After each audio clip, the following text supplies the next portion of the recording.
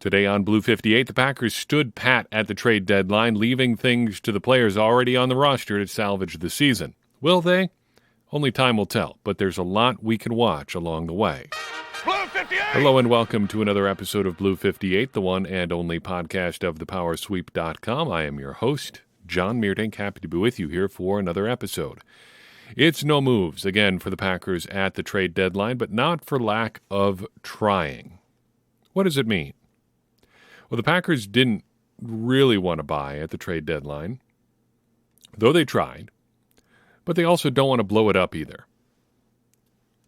The lasting feeling I have from the trade deadline is it kind of stinks that this isn't 2 weeks from now, because I think that would help the teams like the Packers, because I think you need a couple more weeks to really let it sink in that things are done for you sometimes. Or maybe you turn things around, and maybe 2 weeks from now you're 5-5 if you're the Packers and feeling better. So heading into your, what would that be, week 11 game, you trade for some more help, and you've got it for the last 6 weeks of the season in the playoffs. Is that necessarily make trading for somebody a better idea? I don't think so. But it at least lets more teams get an idea of where they're at. Or if things don't go well from you, and 2 weeks from now you're 3-7, you can sell off all your spare parts and really get your rebuild underway. That all being said, the Packers did try to make a move. According to Josina Anderson, we first found out this afternoon that the Packers had made an offer, and yesterday they figured it was going to be the best one for Chase Claypool of the Pittsburgh Steelers. Until today, when the Chicago Bears came in. Now, initially, I thought this might have been the Packers just getting leveraged here, like they maybe offered a lower round pick, like maybe they offered a third for Claypool and the Bears come in and offer a 2.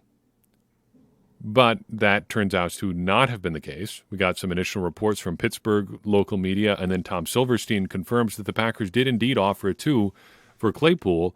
The Steelers just figured the Bears was going to end up being better because the Bears are going to end up being worse. Incidentally, this is the second time the Packers have explored trading in a way for Claypool because they wanted to trade up during the 2020 draft in the second round and couldn't get up high enough to get Claypool, so they end up standing pat and taking A.J. Dillon instead. Now, I don't know what to think about this. I'm still kind of working through this a little bit here Tuesday night, but I don't love that the Packers feel like they're in a position where adding a player can help them this year, so they're going to give up some pretty significant draft capital. But this is the only move that they end up making. Now, there's other wide receivers out there, if you think you're a receiver away or you think a receiver can help you, that you could have acquired.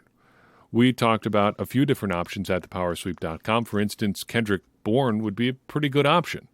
He does a lot of the things you're hoping for from a wide receiver, pretty good after the catch, pretty good athlete.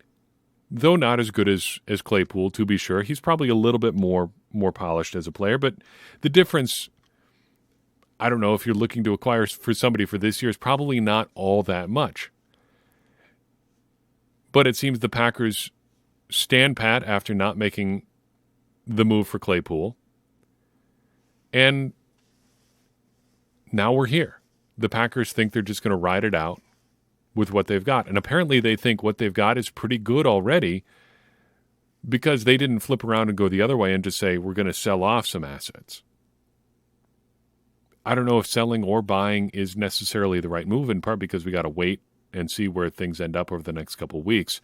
Maybe 3 weeks from now, the Packers are 6-5 and they feel like they've really got a shot to make the playoffs. But it feels like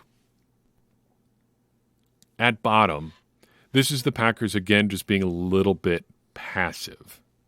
Like they're hoping a decision is going to get made for them. They want a receiver, so they offer a 2 for Claypool. That's a pretty good move. But if you really think Claypool is the difference for you, why not add a 5 or a 4 in there? Because even if it's not for this year, Claypool is under contract for next year, too. That's one of the reasons he was of interest to me, is you've got 2 years of team control here.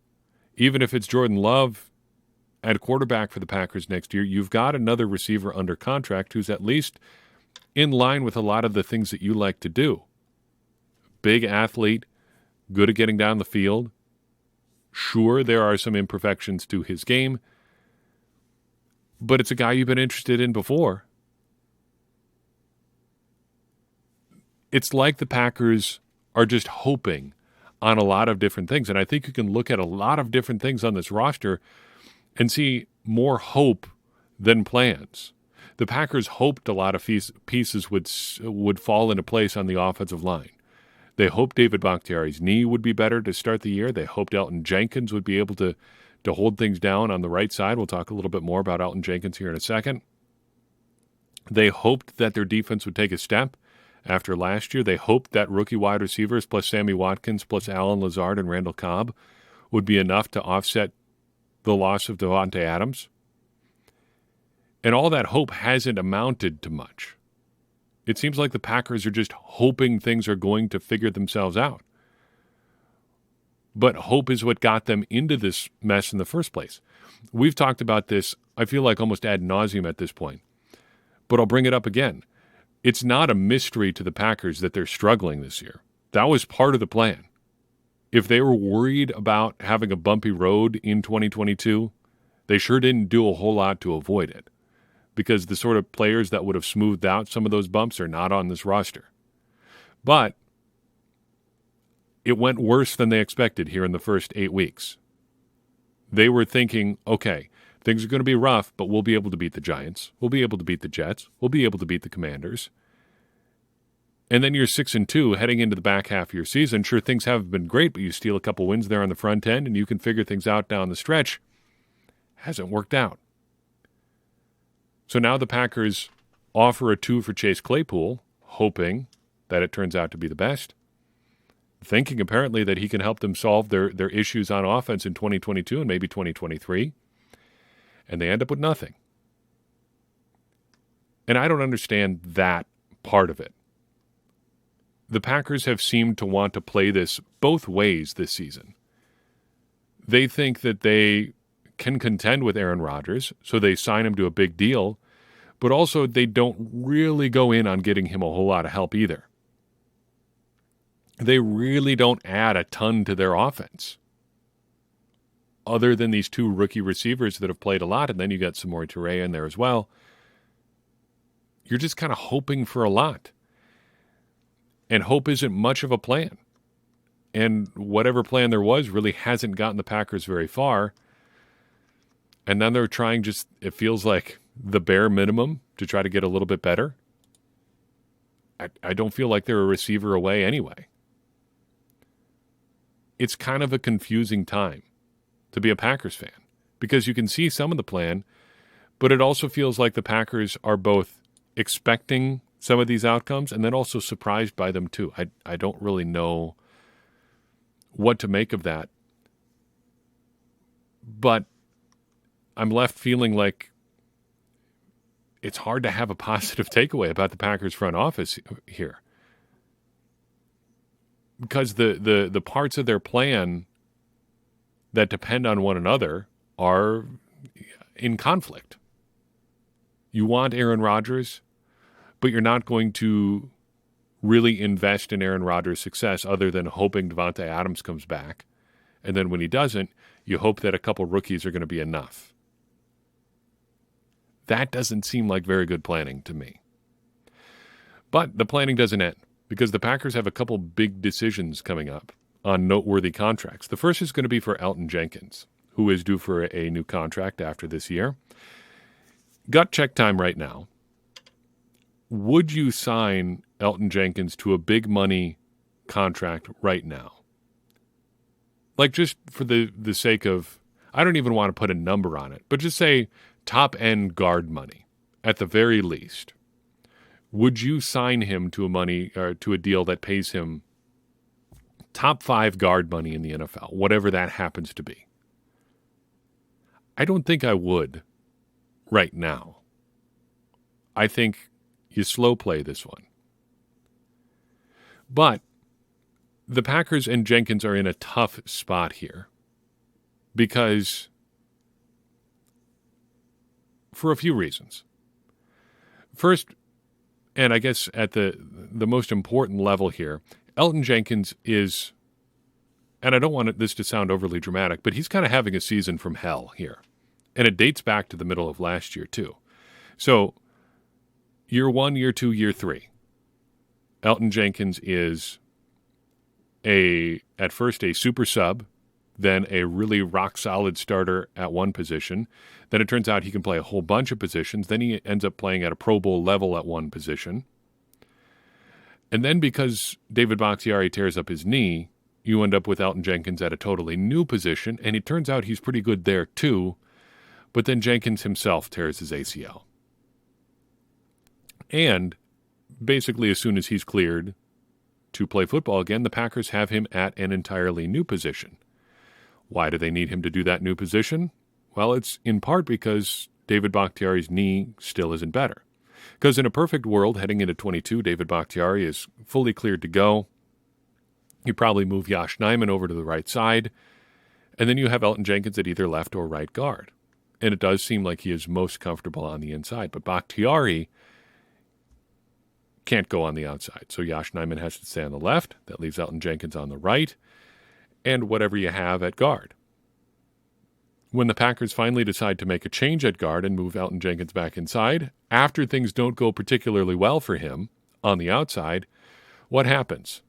Well, now he's got an entirely new injury, a foot injury. And who knows how long it's going to be before that is fully better, if it ever is, because lower body injuries and 300-pound guys, well, may I refer you to David Bakhtiari. So here's Elgton Jenkins in a contract year, playing full-time at a position he hasn't played extensively before, coming off an ACL injury, now dealing with an entirely new injury after not looking particularly good at his first position.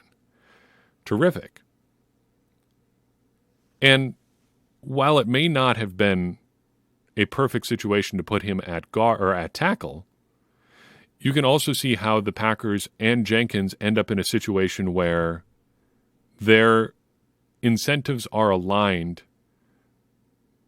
in a way that kind of hurts both of them. Jenkins is an elite offensive lineman. He can play a whole bunch of different positions, but tackles make the most money. So he probably wants to play at tackle because that's where you make the most money. And the difference between left and right tackle anymore is really negligible. Left and right tackles are both getting big money and both get paid more than guards. So Jenkins probably wants to be on the outside. Unfortunately, as the season has gone on, it has become clear that the Packers have really needed him at guard. Jenkins surely wants to get paid like a tackle, but the Packers need him at guard, and his injury situation is such, or his recovery from his injury, because remember, we're still not a year out from his ACL injury, has been such that his ability to play tackle effectively has been limited. But the Packers have needed him there, and Jenkins wants to be there. It's kind of a vicious cycle of negativity. And it ends up in a situation where Jenkins just seemingly can't win, and then on top of that, he's hurt.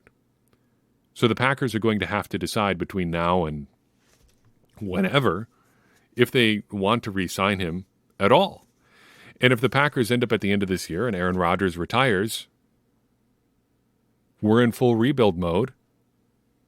I think you probably just say, we'll take the compensatory pick in 2024. Thank you very much. Elgton Jenkins, appreciate your service. What a weird situation. And all of it, once again, circles back to New Year's Eve 2020. Funny how those things can spiral. The other big decision the Packers have to make is on Darnell Savage. Now, we haven't talked about him a whole lot this year, though I have to give a shout out to, if you're not in our Discord server, this username is going to sound very odd. But if you are, you know exactly who I'm talking about, Mark Borchardt fanboy, who has been on the Darnell Savage storyline since pretty much week one. Savage has not been great this year, and it's kind of been a slow decline for Savage for a while. Maybe it started as a slow decline, but it seems to have gotten quicker and quicker. Savage had an up-and-down rookie year, started pretty slow in his second year, 2020, but had a very strong stretch there in the middle to later portions was on fire in terms of getting his hands on the ball there for a while. Had something like 8 ball hawks over 6 weeks, or at like 7 weeks in a row with the ball hawk. I can't exactly remember. But he was all over the place. He was doing great stuff for the Packers defense. But since that stretch, it's basically been a slow decline. Maybe it all stems back to the bad play or negative play he had in the 2020 NFC Championship game where Chris Godwin catches the big bomb over him on basically a 50-50 ball, or a ball that may even have been tilted slightly towards Savage, like 60-40 in favor of Savage, at least breaking up the pass. Since then, it's really been a faster and faster decline for Savage. Now, the Packers decided to pick up his fifth-year option prior to this season. And I guess you can see the thinking there, too, because as of right now, Savage's cap hit for 2023 is going to be around in the 20s in terms of the safety market. And he'll probably move towards the lower 20s as the rest of the safeties hit free agency and get their deals. You're probably thinking, at the time, looking at those ranks, if we end up paying Darnell Savage, it's like a guaranteed contract of like, say, $8.5 million or in the ballpark there. And that's like the 23rd or 25th best cap hit for safeties in the league. Okay, that's good. If he can be like the 23rd best safety in the NFL, that's not great, but, he's got elite athletic traits. You could do worse than having the 23rd best safety as one of your starters.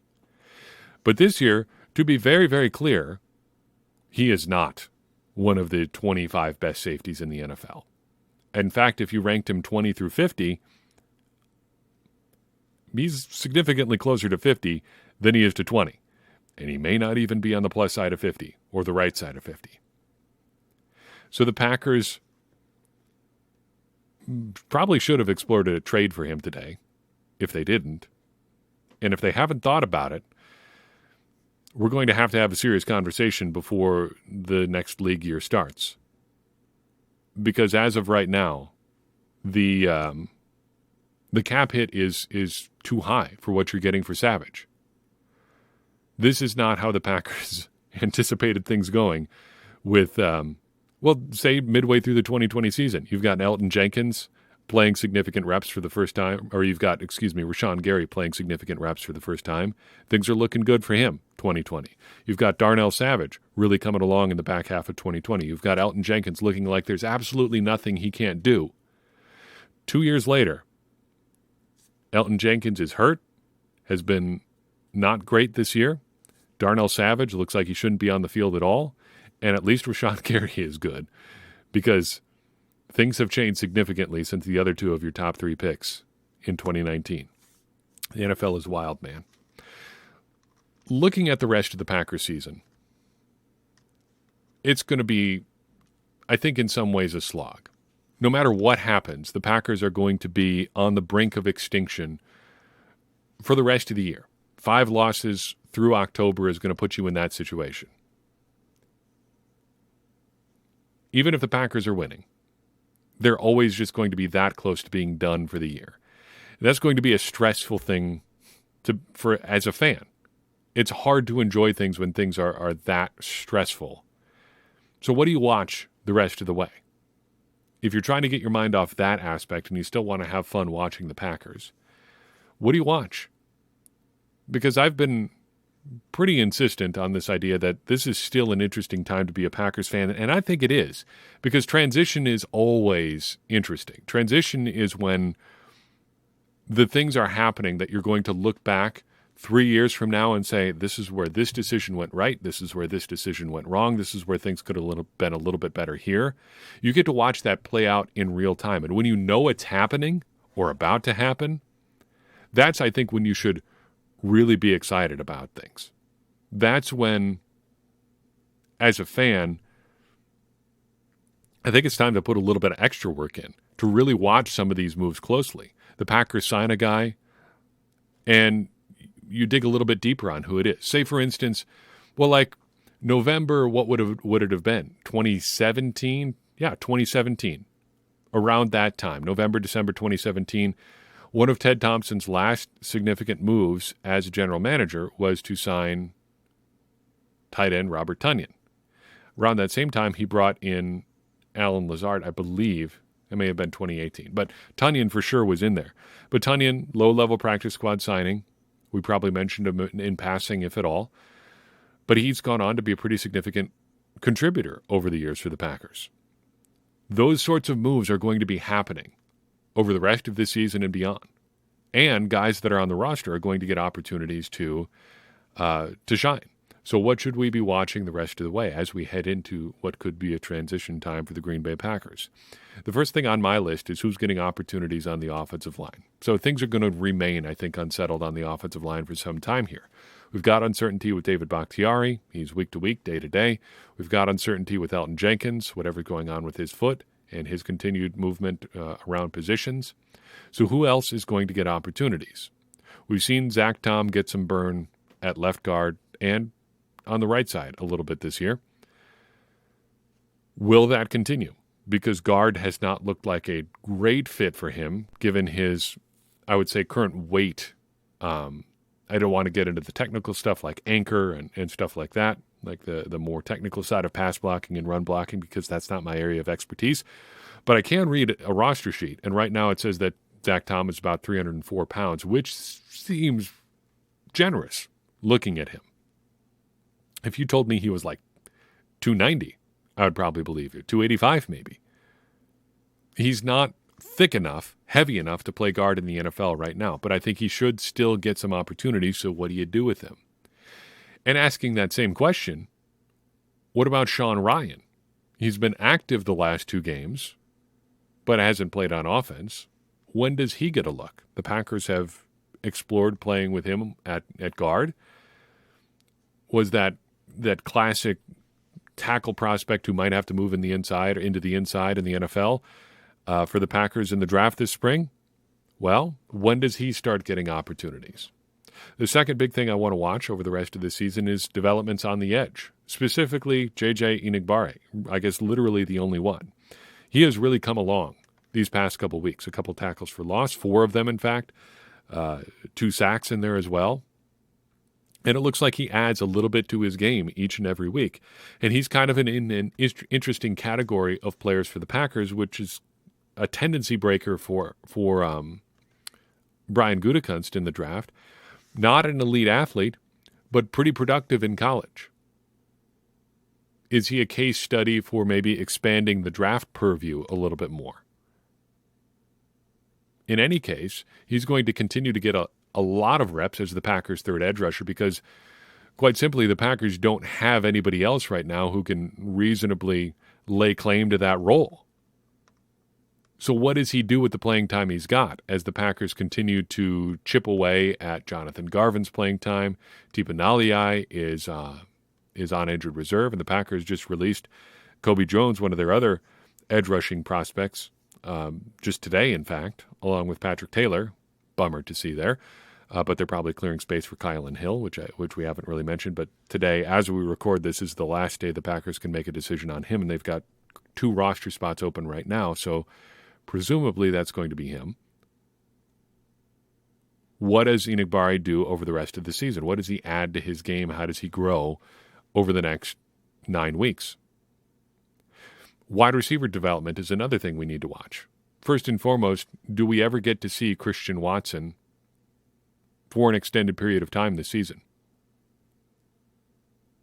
I think the Packers are probably in a situation where they're asking if it takes them 2 or 3 weeks to get through the concussion protocol, and take all the time you need, because that's a potentially very serious injury. So don't read this as me trying to rush him back or anything from an injury. That looked very scary as it happened live.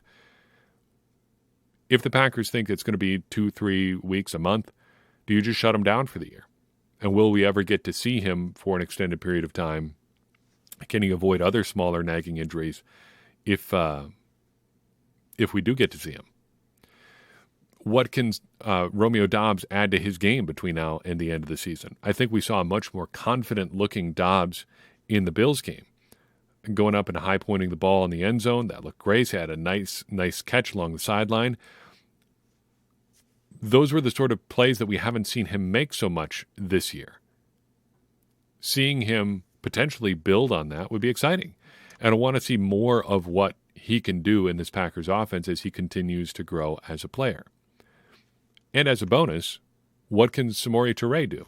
I think we're going to get a look here over the next couple of weeks as the Packers deal with some injuries at receiver. Let's see what he can do. And finally, when, if it becomes necessary to do so, do the Packers admit that it's over? Because that's when I think you have to really start looking ahead to playing opportunities for guys in 2023 and beyond. We haven't really mentioned him here, but this is a good time. Devontae Wyatt. Looking at the defensive line, Jaron Reed isn't a player for the Packers in 2023. Dean Lowry shouldn't be in that conversation either.